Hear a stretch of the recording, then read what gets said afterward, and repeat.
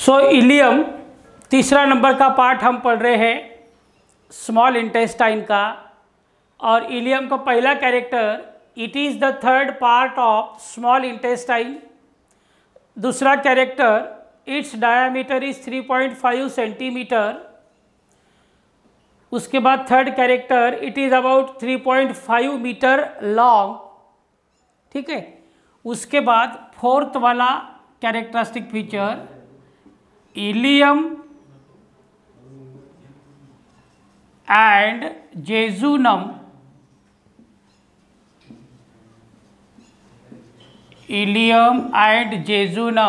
are coiled with each other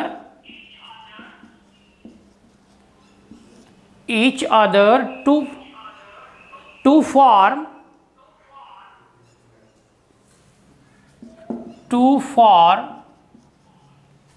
mesentery। उसके बाद का character, the nodules of lymphatic tissue, the nodules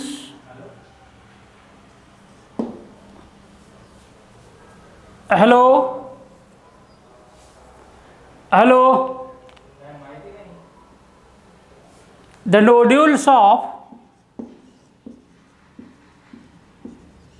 lymphatic tissue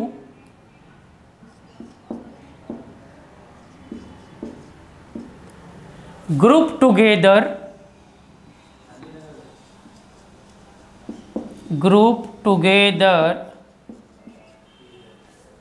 the nodules of lymphatic tissue group together in ileum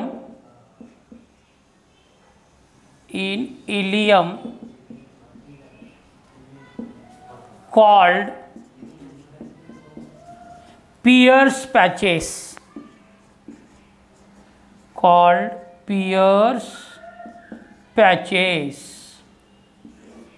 उसको हम कहते हैं piers patches. ठीक है। उसके बाद ये जो विलिया नाम का स्ट्रक्चर है, it is present in small intestine but absent in Pierce patches। Villia are present in small intestine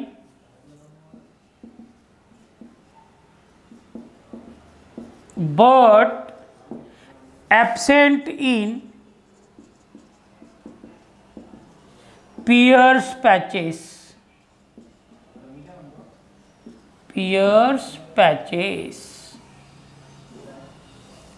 ठीक है।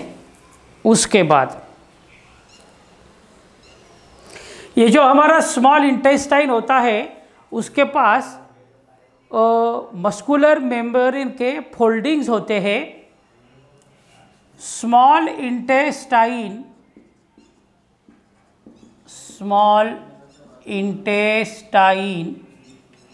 has folding of mucous membrane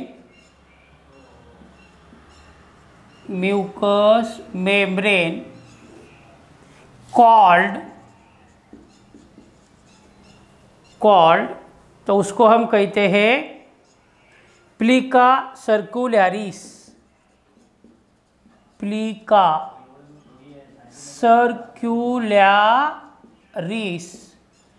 और या तो फिर उसको दूसरा भी नाम है, और it is also called as valves of the कर्क ring.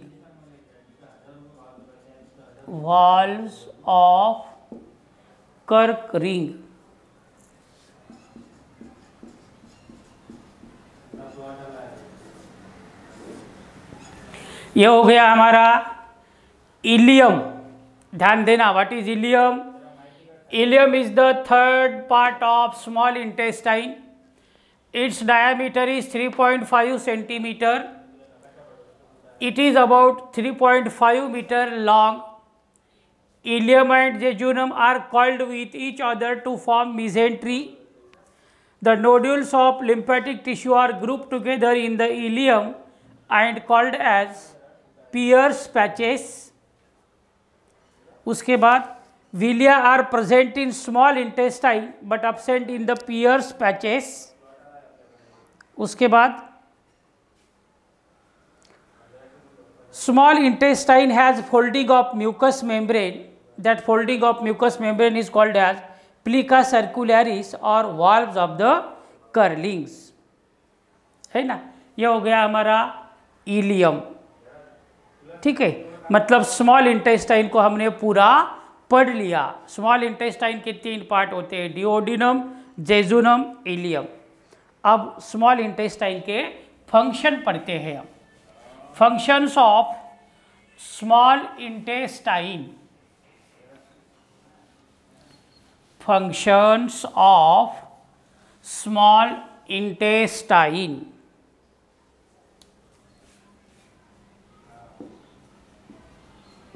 Functions of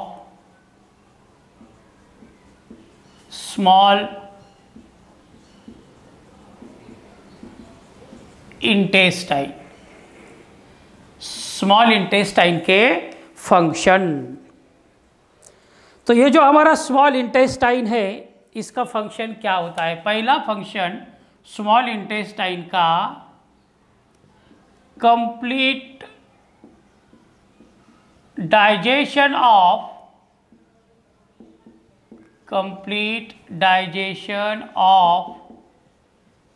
proteins, carbohydrates,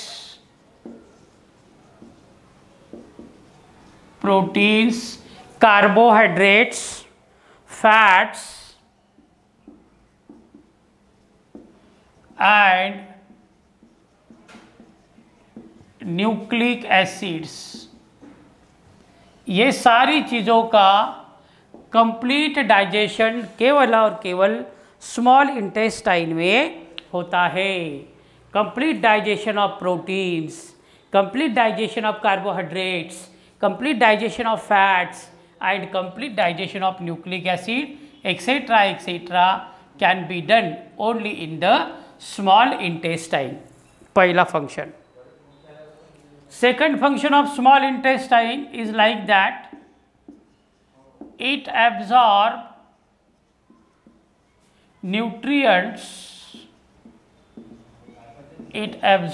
nutrients for the blood and lymph.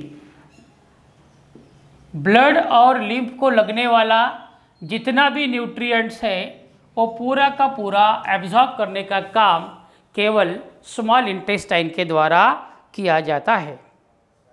ठीक है, 2 हो गई. Third function of small intestine. ये जो हमारा स्मॉल इंटेस्टाइन है ये बहुत सारे हार्मोन को निर्माण करता है. कौन से हार्मोन है हम लिखेंगे. It secretes several hormones. It secretes several hormones. That is, कौन से hormone? Number 1 cholecystokinin.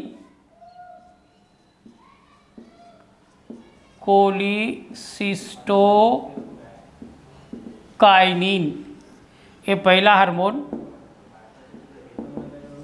Second hormone है सिक्रीटिन, SECRETIN. थर्ड हार्मोन है जिसका नाम है एंटीरोगैस्ट्रॉन.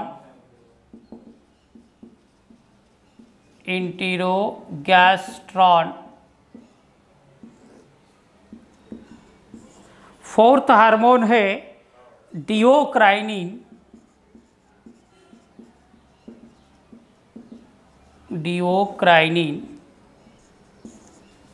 फिफ्थ वाला हार्मोन है एंटीरोक्राइनिन.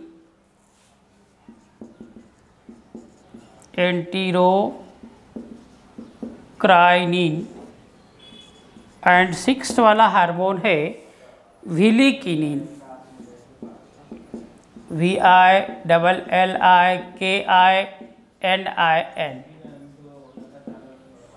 ये हो गए फंक्शंस ऑफ स्मॉल इंटेस्टाइन, है ना। सबसे पहला function the complete digestion of proteins, carbohydrate, fats and nucleic acids. दूसरा function it absorb nutrients for the blood and lymph.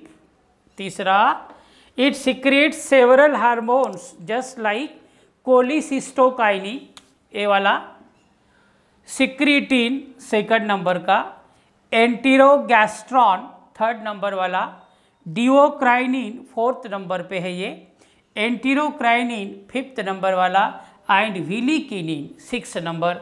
ऐसे 6 हार्मोन को ये प्रोड्यूस करने का काम करता है। फिर हम उसे कहते हैं स्मॉल इंटेस्टाइन। ठीक है।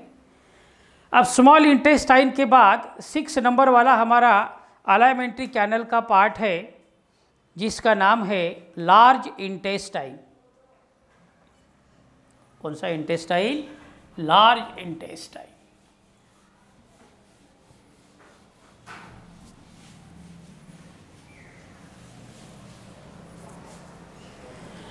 सिक्स नंबर का part of alimentary canal is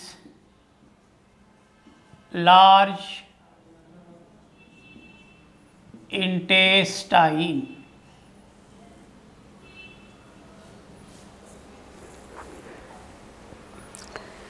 देखो, ये लार्ज इंटेस्टाइन इसलिए कहा गया कि इसकी लेंथ कम है मगर डायामीटर ज़्यादा है, इसलिए पहला character it's diameter is larger than small intestine. Small intestine से इसकी डायामीटर ज़्यादा होती है ना। उसके बाद its length is, large intestine की जो लेंथ होती है, its length is 1.5 metre long, 1.5 metre long, इतना इसका लेंथ होता है। उसके बाद it is divisible into 3 parts. It is divisible into 3 parts. इसको 3 पार्ट्स में डिवाइड कर दिया गया है, दैट इज स्मॉल ए। पहला जो पार्ट है लार्ज इंटेस्टाइन का, उसको हम कहते हैं caecum, CAECUM, caecum. Second part is colon, COLON, and third part is rectum. ऐसे इसके ये 3 पार्ट होते हैं, सीकम, कोलन एंड रेक्टम। अब हमारा फर्ज बनता है कि क्या है सीकम, क्या है कोलन और क्या है रेक्टम।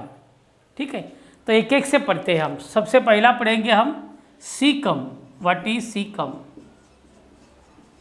किसे कहते हैं सीकम? तो ये जो पार्ट है इसको हम एक्चुअली वर्मीफॉर्म अपेंडिक्स कहते हैं। सो पहला character, it is known as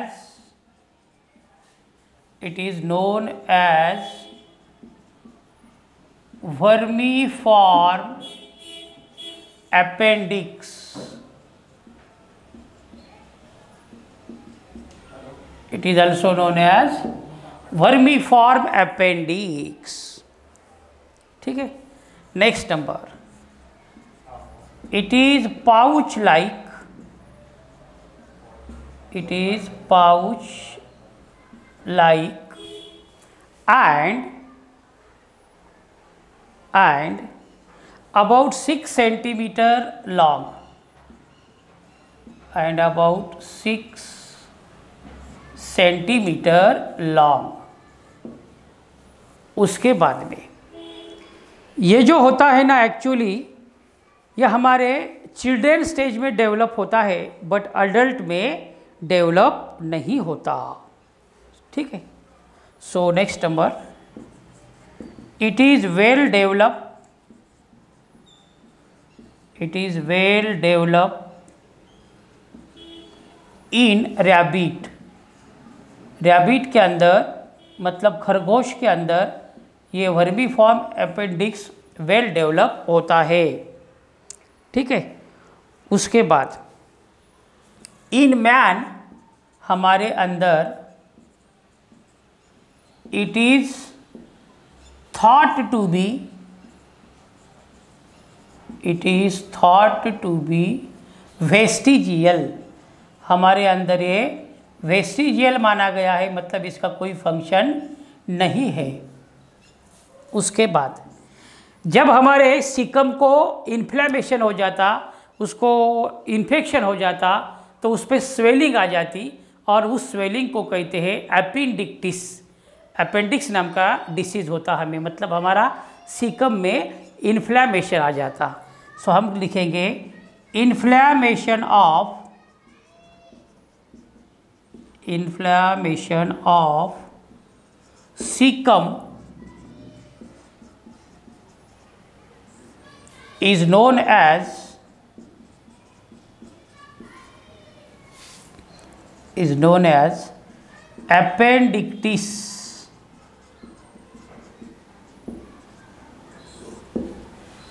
ये हो गया हमारा लार्ज इंटेस्टाइन का पहला हिस्सा।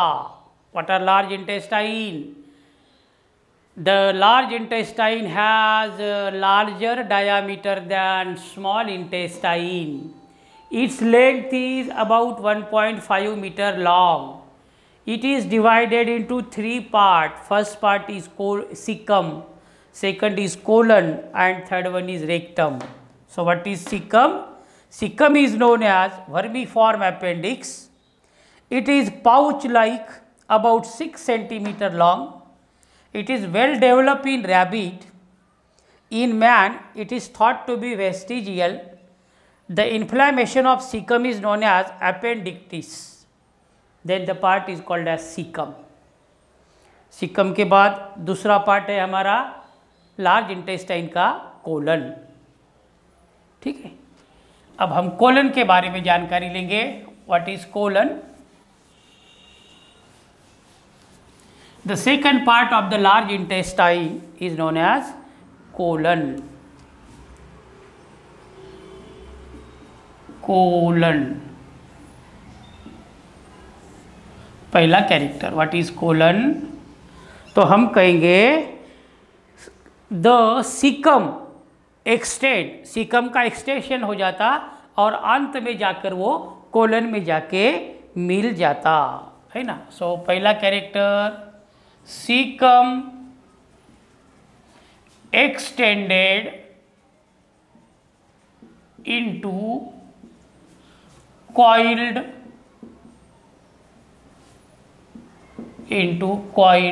colon। सिकम का एक्सटेंशन हो जाता और एक्सटेंशन होने के बाद वो कॉइल्ड कोलन में जाके समा जाता। ठीक है। अब ये जो कोलन होता है, ये कोलन के अंदर क्या होते हैं? लॉन्जिट्यूडिनल ब्रांड्स होते हैं 3, उसको कहते हैं टेनिकोली, है ना। Colon has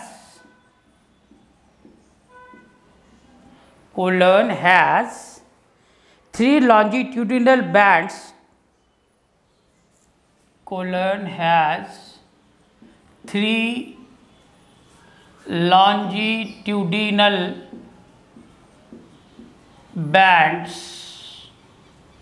Colon has 3 longitudinal bands called taenia coli, TAENIAE, taenia coli, उसको कहते हैं taenia coli. And small pouches, and small pouches और छोटे छोटे पाउचेस होते हैं इसके अंदर, और इन पाउचेस को कहा जाता small pouches called as haustra, HAUSTRA, haustra. उसके बाद ये जो कोलन होता है इसके 3 सेक्शन गिराए गए हैं, transverse colon, ascending colon, sigmoid colon and descending colon. So next number, it has 4 regions, इसके 4 रीजन्स होते हैं, that is number 1 ascending colon, ascending colon, number 2 descending colon, descending colon, number 3 transverse colon, transverse colon, and number 4 sigmoid colon, sigmoid colon। ये हो गया second part of large intestine. Large intestine का ये दूसरा part है जिसका नाम है colon. What is colon? Caecum extended into coiled column. Colon has 3 longitudinal bands called as tenicoli and it has small pouches called as haustra. The colon has 4 regions and these regions are named as ascending colon, second is called as descending colon, and third one is called as transverse colon, while fourth one is called as sigmoid colon। यह हो गया तीसरा part हमारे large intestine का। Large intestine का आखिरी वाला part है rectum. The third important part of the large intestine is rectum।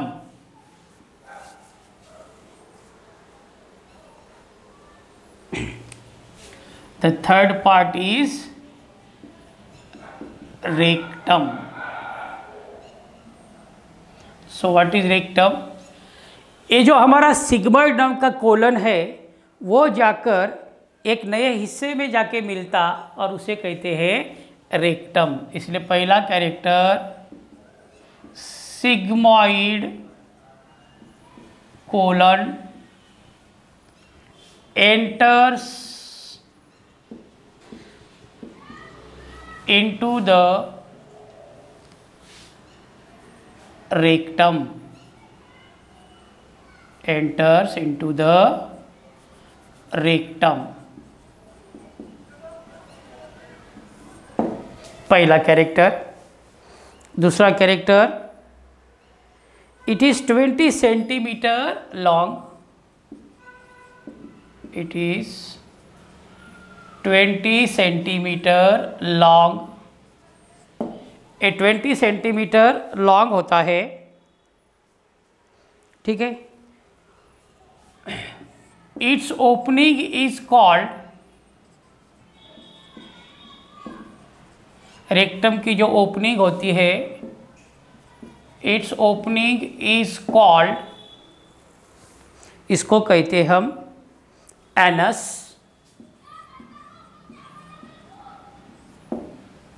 ठीक है। उसके बाद the anus has,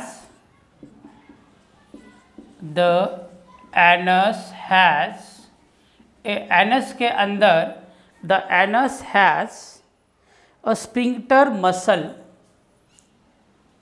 the anus has sphincter muscles, इसके अंदर स्फिंक्टर नाम के मसल्स होते हैं which are voluntary, और ये मसल का जो योगदान है वो वॉलेंट्री नेचर के होते हैं।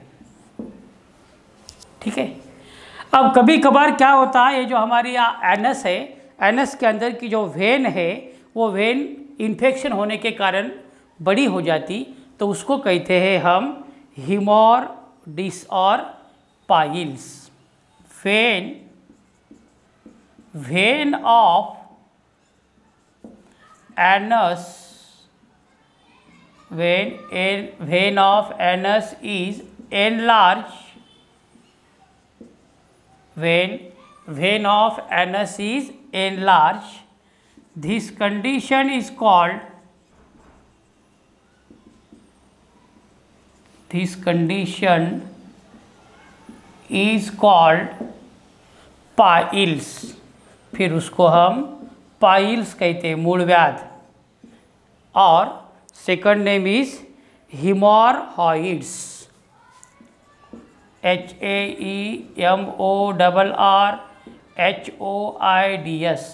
हिमोरहॉइड्स। ये हो गया हमारा rectum. What are rectum? The sigmoid colon opens into the what a special structure called as, जिसे हम कहेंगे rectum. The normal length of the rectum is 20 centimeter. The opening of the rectum is known as anus. उसके बाद the anus has a special kind of muscle known as sphincter muscle. इसके अंदर एक खास प्रकार की मसल होती है जिसको हम स्पिंक्टर मसल कहते हैं, विच इज़ वॉलेंट्री, जो कैसी है? वॉलेंट्री है, हमारे इच्छा के अनुसार काम करती है।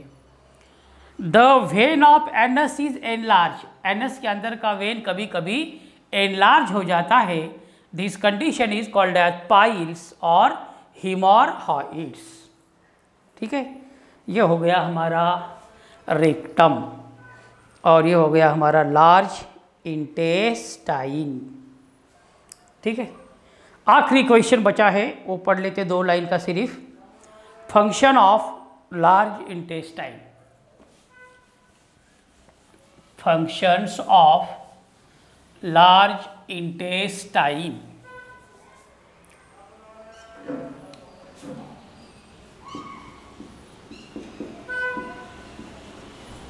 Functions of large intestine. तो लार्ज इंटेस्टाइन के केवल 2 फंक्शन है। Number 1,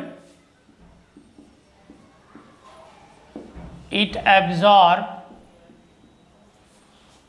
water, it absorbs water and eliminates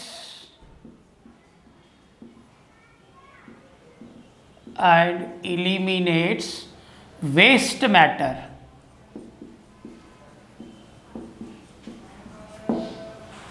Second function, manufacturing of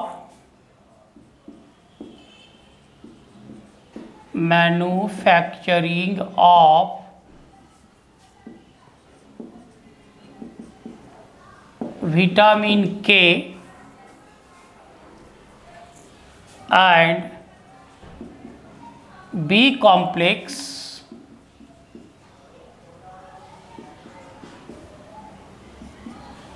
by bacteria,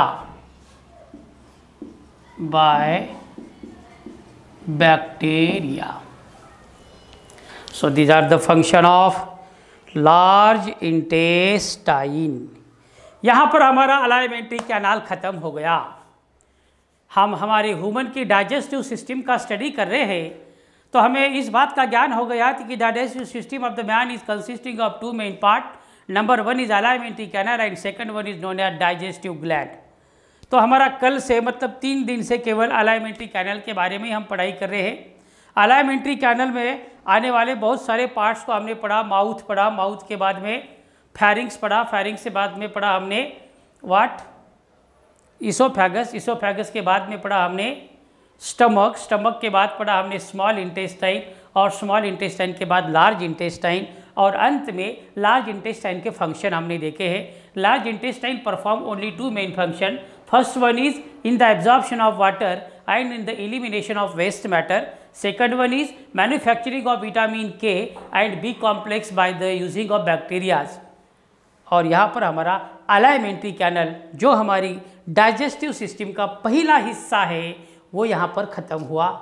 अब हमें कल पढ़ना है digestive glands, which is the second part of our digestive system. तो कितने प्रकार के डाइजेस्टिव ग्लैंड्स है, कौन से है, क्या उनका योगदान है, वो हम इसके अंदर पढ़ लेते हैं। समझ गया बेटा सबको? चलिए आपके लिए कुछ प्रॉब्लम